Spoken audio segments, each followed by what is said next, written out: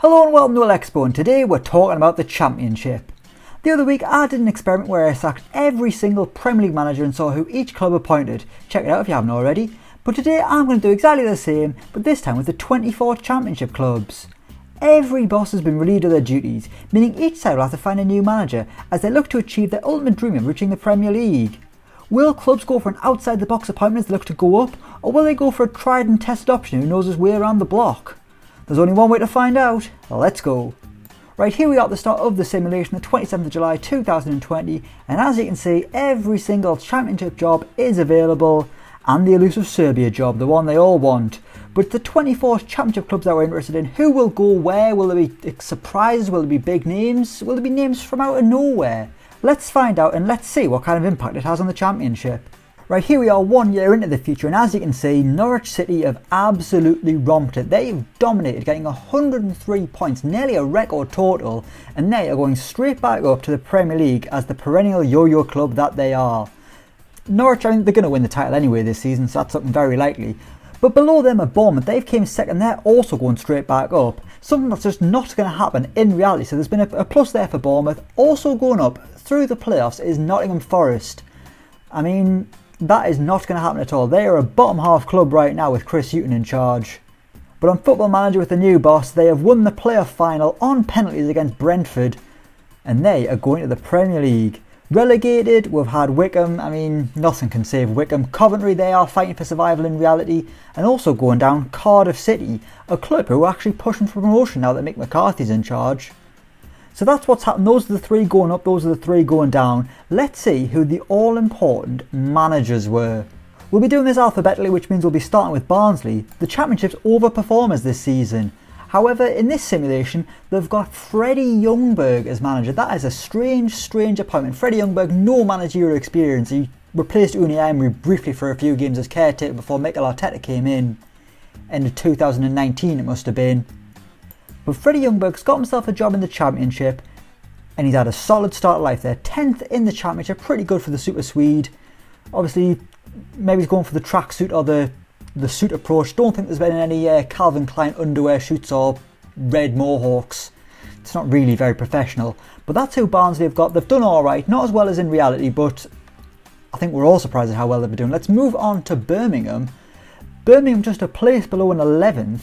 And they've got Jang Wo-ryong, a South Korean manager and a man who has never managed outside of Asia. This is a really random appointment. He's 62 years old, he's been managing since the 80s I believe, never left Asia, yet here he is at Birmingham City. Now as far as random appointments go, that is obscene. 30 caps for South Korea.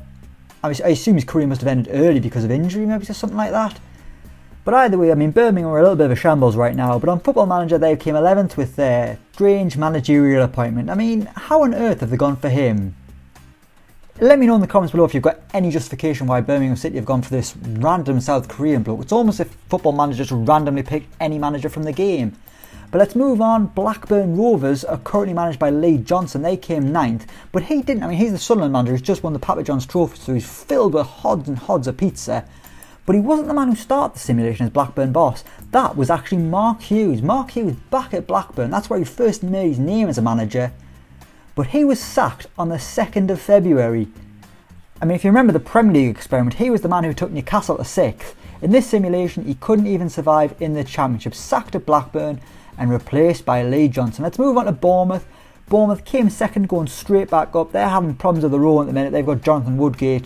Is he caretaker or is he interim manager? Either way, he's replaced Jason Tindall after he couldn't live up to the heights of Eddie Howe. But on this simulation, Bournemouth have gone for Michael O'Neill, the Northern Irish hero, the man who's just done wonders for that national team. And he's got himself a Premier League job now, second in the table, to take Bournemouth straight back up. On we go now to Brentford, a team who came 6th, they got into the playoffs. In reality, they need to go up. This has got to be the season for them. But on Football Manager, they couldn't do it. And they couldn't do it with Quique Sanchez-Flores. They got in quick, they got in before Watford could. And it has ended in playoff final disappointment for the Bees. Moving on to Bristol City. Bristol City went for tried and tested, and it didn't work. They got Gary Rowett, who was sacked on the 9th of January. Bristol City couldn't push for promotion. They've ended the season in 15th place.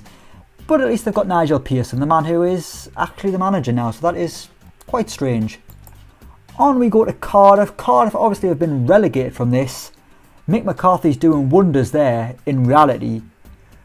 But in the virtual world of Football Manager, it's been a disaster. Steve Morrison, the big striker, getting his first job in management, I want to say. Let's check that out. I'm fairly certain it'll be his first job. He was the under-23s manager at Cardiff. Got a strange promotion.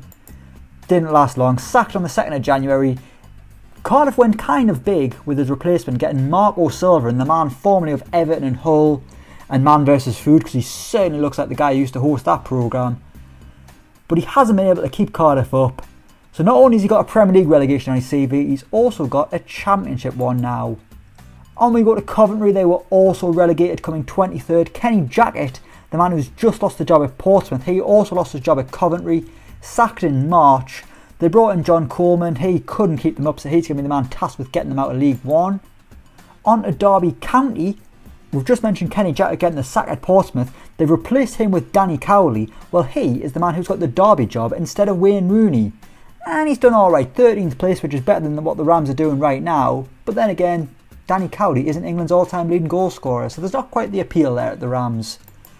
Moving on to Huddersfield Town. Huddersfield went tried and tested, an absolute veteran of the English game, and well, they stayed up, didn't do much else. Tony Pulis, the man at Huddersfield, gone are the days of the outlandish experimental appointments of managers who play exciting football with innovative signings. They've just got Tony Pulis taking long throws. It's gotten the 17th, which is not great considering the Premier League a few years ago. On to Luton. Neil Ardley was the manager, formerly of Wimbledon. He's kept them up 20th, that'll do them I guess. Middlesbrough went old school. They got Tony Mowbray, obviously he's the Blackburn manager in reality. Formerly a Middlesbrough manager, he came back and he was sacked just before Christmas. It's been an appalling season for Middlesbrough. They finished 19th, just avoiding relegation. Vladimir Ivic, the man who started the season in reality at Watford, he's kept them up and he will be tasked with taking the Riverside side forward. Riverside side. Remember that side, Riverside? Who sang it? Summit Samson. Not Samson and Delilah. Anyway, it doesn't matter. It's irrelevant. None of you will remember. Let's move on. Millwall went back to an old name. They got Neil Harris back, who was sacked. Can't remember when it was, but not too far ago. He was the Millwall manager.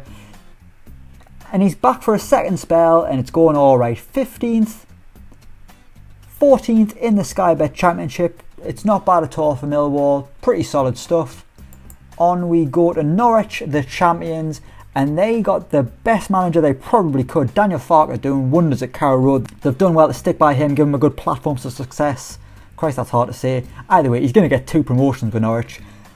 But in this instance, they've gone for Eddie Howe, a manager who could manage in the Premier League, but he's gone to the back to the Championship, and at Norwich, he has got them promoted at the first time of asking. And it was nearly a record points tally for Norwich. They got 103 points, couldn't match the Reading tally of yesteryear, but they are going up, and they're also going to be joined in the Premier League by Nottingham Forest. Nottingham Forest had Eusebio as the manager.